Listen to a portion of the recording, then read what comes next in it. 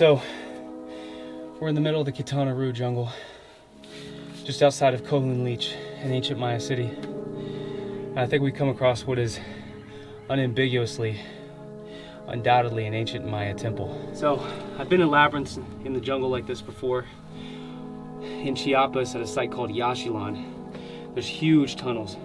They dwarf the size of these tunnels, and it's thought that perhaps these were built to be symbolic of the Maya underworld of Xibalba, which would have been the local caves that the Maya people would have known back in prehistoric times. But this looks like it's a big palace. Let's get going. Watch out for bats, whip spiders. Yeah, there's some bats right above me. I think up above us the roof has fallen in of the tunnel.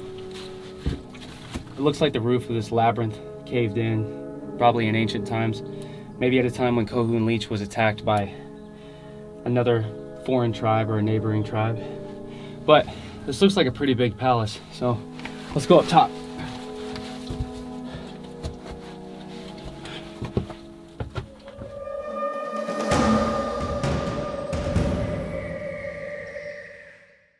So we're here on the outskirts of a ancient Maya archaeological site called Kohunlich, and we've come across another palace looking through the jungles on the outskirts of this site, and we came up through a labyrinth in the bottom, and I want to give you guys another view into the life of a royal ancient Maya family. So come with me.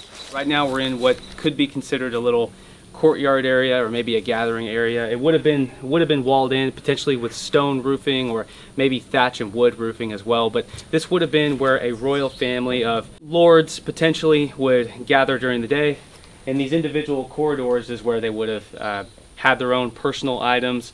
That would have been their personal space. So come back in here, I'll show you one of the first chambers of the royal family. In here, it's full of benches or beds. This could have potentially been a bench, or maybe it was just an elevated space where somebody would have slept on. But as you can see, there are areas where ancient wooden beams would have come across, and potentially that would have been used for storage, maybe structural support as well. As we come back here, this would have been another private space for a potentially a lord of some kind.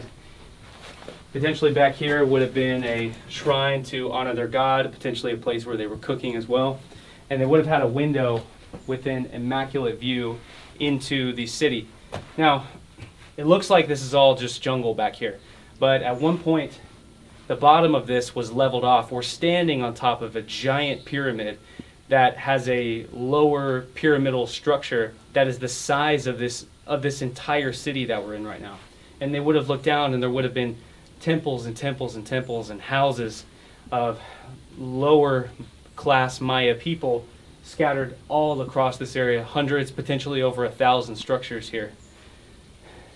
But the jungle has grown over all of it now. This would have been an immaculate view for a very, very illustrious family. So it's obvious just looking at it that this would have been the home, the chamber, and the bed of a very, very important person. Maybe not a king, but potentially a high priest or a high lord of some kind. I've never seen interior slanted lower walls like this before. Look at the fine stone masonry. All throughout this temple, it's fine stone masonry, flat on all sides. These would be casing stones where there would be rubble and mortar in between. This is actually some of the finest stonework that I've ever seen in the Maya world, even on the interiors. Look at this. Look at how massive this bed is. This is definitely the king-size bed, or the queen-size bed of the ancient world.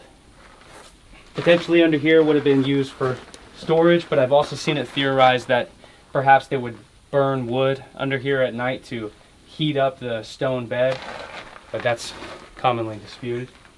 They also, something that's not exactly normal is these people take up a pretty significant amount of real estate. They don't have just one chamber, they have two chambers. So perhaps in here would have been a kitchen or a shrine for worshiping their god. These ceilings, you can see what's left of the remaining arch. It's fallen through over time, but this would have been an immaculate place to live. Big arched ceilings, potentially with windows right here to see off into the ancient city, but it's all fallen in. incredible, incredible stonework, masonry, architecture. The Maya, it's hard to even comprehend what I'm looking at. The fact that this was done in a jungle, in the terrain that it is. Again, this entire city is sitting on a pyramidal structure. The lowest structure is the size of the entire city. And the entire city, or at least the main complex where the royal families live on, the high priest, the lords, the king's family, all sits on this pyramidal structure. It's amazing. Down below us, probably, I don't even know, 100-foot drop. And then it goes down further. There's this sheer drop off at the end of this palace. It's flat and then it drops off again, just steeps off into the jungle. We were walking by it earlier and I realized that we were just standing on a platform that is a much bigger pyramid. Actually, why don't we go down and I'll show you. We found another labyrinth going down, not too far from where we came up. I think this might be an easier way to get down to show you guys the backside of this temple. And maybe we can get some kind of clip of this sheer drop off of how these of how this pyramidal structure just falls off into the jungle and connects to the rest of the ancient city that you can't see because it's all grown over.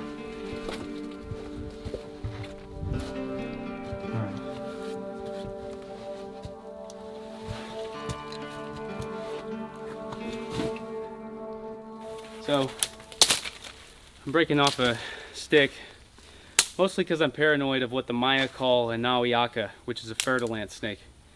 These guys literally haunt me in my dreams. I dream about snakes probably 3 or 4 times a week at least. About navigating through the jungle.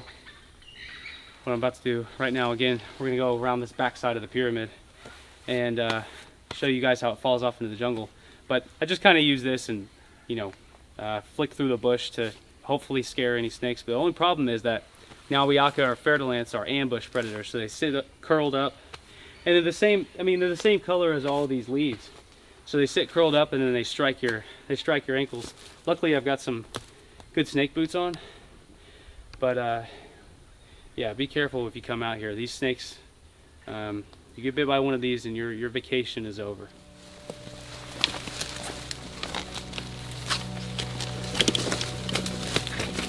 So you just step where I step, you should be okay.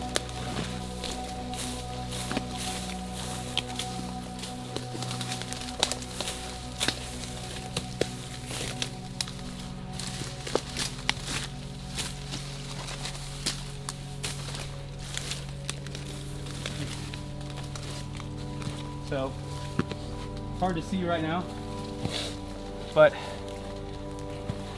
if you pan the camera down there, you might be able to see that the hill that we're on right now, it's not a hill.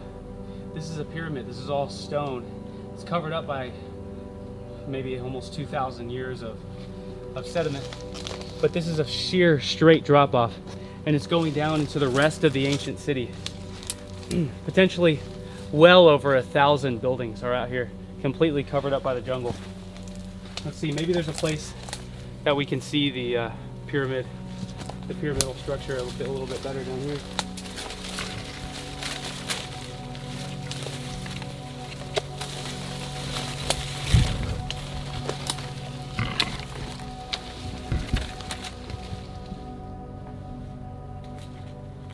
So it was just like I thought.